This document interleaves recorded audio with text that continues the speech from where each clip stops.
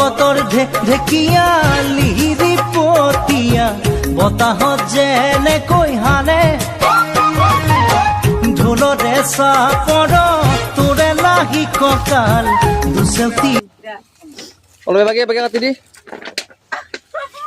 তো প্ৰতি বছৰৰ দৰে এই বছৰো আমি মাঘ বিহুৰ ভেলাঘৰ আৰু মেজিৰ কাৰণে নাৰা যোগাৰ কৰি আছোঁ আৰু মানে আমি য'ত ভেলাঘৰ বনাইছোঁ তাৰ পৰা মানে নাৰা কটা জেগাটো বহুত দূৰ মোটামুটি 1 কিলোমিটাৰ মানে দূৰ তো গতিকে বহুত কষ্ট হৈছে নাৰাখিনি আনাতে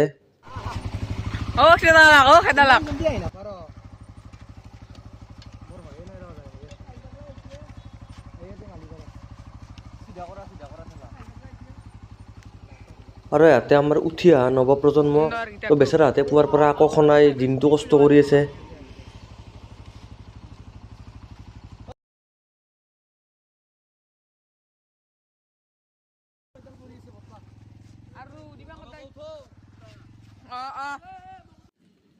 আৰু যদিও আমি কাম কৰি আছোঁ আমাৰ কাৰোৱে মন ভাল নহয়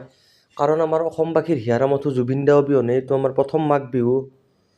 মন বেয়া হ'লেও আমাৰ অসমীয়া সংস্কৃতিটো ৰক্ষাৰ কাৰণেতো কৰিবই লাগিব এইবিলাক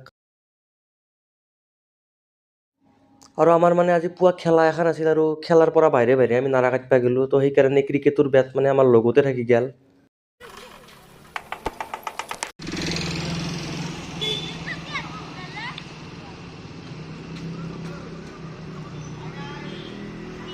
আৰু আমাৰ কেমেৰামেনটো ভিডিঅ'ত বেছি উঠা নাই কিন্তু সিও বেচাৰে বহুত কষ্ট কৰিছে পুৱাৰ পৰা লগনে ভকে পিয়াহে কাম কৰি আছে আমাৰ লগত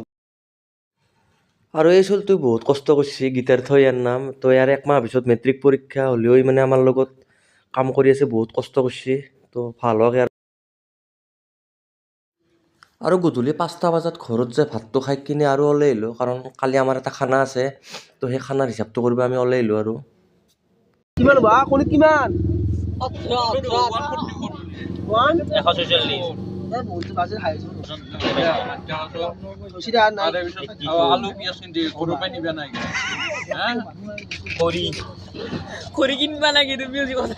খৰি পাম তাতে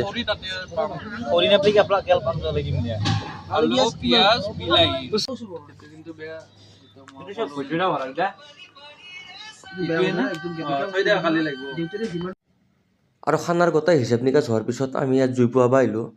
আৰু ইয়াত চাওক তো এটা ৰাস্তাত থাকে তো ইয়াত দোকানী খুৰাটোৱে ইয়াতে আশ্ৰয় দিছে তো এইটো আচলতে বহুত পুণ্যৰ কাম তো আজিকালি ৰাস্তাত ঘাটে বহুত এনেকুৱা কুকুৰৰ পোৱালি ঘূৰি থাকে আৰু গাড়ীৰ চেপাত আধা মাৰা যায় তো বহুত বেয়া লাগে এইটো কথা তো আপোনালোকে যদি কোনোবা পুহিব ইচ্ছা কৰে তো 20-25 হাজাৰ টকা দি কুকুৰ এটা কিনাতকৈ ৰাস্তাৰ কুকুৰ এটা লৈ যাওক তো সিহঁতেও এটা নতুন জীৱন পাব তো এতিয়া আমি সব ঘৰে ঘৰে যাওঁ তো যদি সব ঠিকে থাকে কালি আকৌ লগ পাম তো গুড নাইট সকলোকে এডভান্স হেপী মাঘ বিহু